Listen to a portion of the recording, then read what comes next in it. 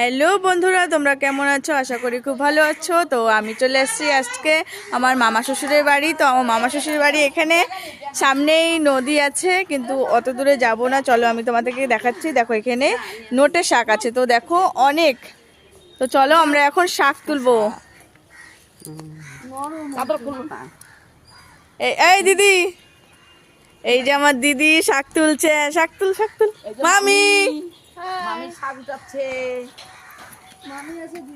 দিদা দেখি একটু বাবা আমি হাই করে দাও, একটু হাই। আমি শাকে হ্যাঁ শাক তুলো, শাক তুলো। এই যে শাক উঠাচ্ছি। উঠা উঠা উঠা উঠা উঠা, যত খুশি তত উঠা। চলো এবার আমিও উঠাই, শাক উঠাই। দেখো এই যে শাক, এই যে আমাকে দেখাবে।